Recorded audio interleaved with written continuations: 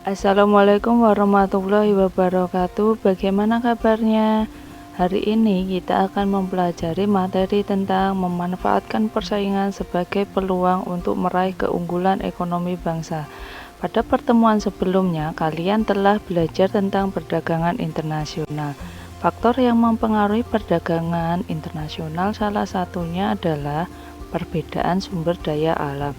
Nah, perbedaan sumber daya alam ini menjadikan negara memiliki keunggulan.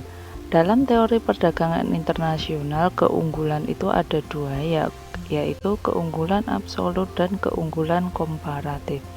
Keunggulan absolut adalah satu negara memiliki satu keunggulan, sedangkan keunggulan komparatif adalah satu negara dapat memiliki dua keunggulan. Saat ini Indonesia telah memasuki pasar bebas, maka Indonesia harus siap dengan tantangan pada persaingan dalam pasar bebas, yaitu yang pertama adanya eksploitasi sumber daya alam maupun eksploitasi ekonomi. Eksploitasi sumber daya alam akan mengakibatkan kerusakan sumber daya alam, terutama sumber daya alam yang tidak dapat diperbaharui, karena membutuhkan waktu yang lama untuk muncul kembali atau ada kembali. Eksploitasi ekonomi menjadikan negara menjadi ketergantungan dengan produk negara lain, menjadikan produk dalam negeri tidak mampu bersaing dengan dan menjadikan masyarakat menjadi lebih konsumtif. Yang kedua, masuknya budaya asing jika tidak disaring akan menjadikan lunturnya budaya bangsa sendiri, maka perlu berhati-hati terhadap budaya asing. Yang ketiga, kerusakan lingkungan yang terjadi seperti kerusakan tanah, itu akan menjadikan tanah longsor atau munculnya lumpur dari dalam tanah.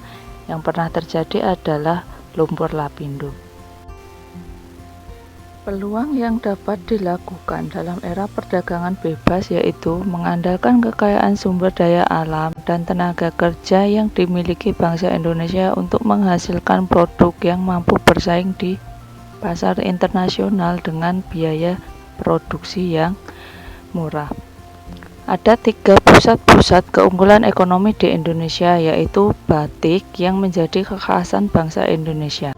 Batik itu ada 3 jenis, yaitu batik tulis, batik cap, dan batik lukis.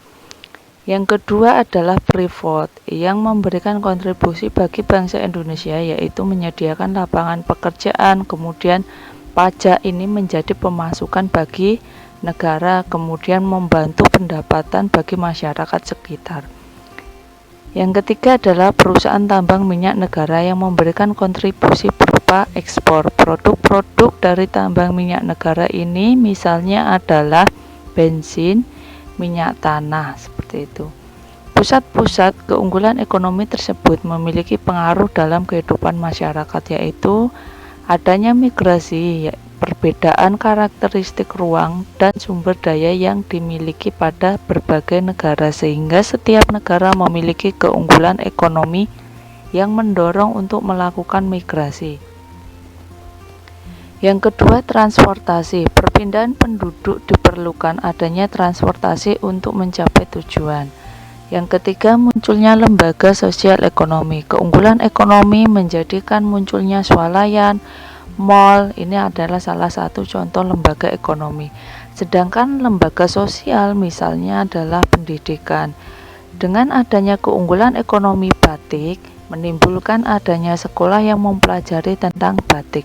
Yang keempat yaitu pendidikan, sumber daya manusia yang kreatif, inovatif, dan mampu bersaing di tingkat internasional.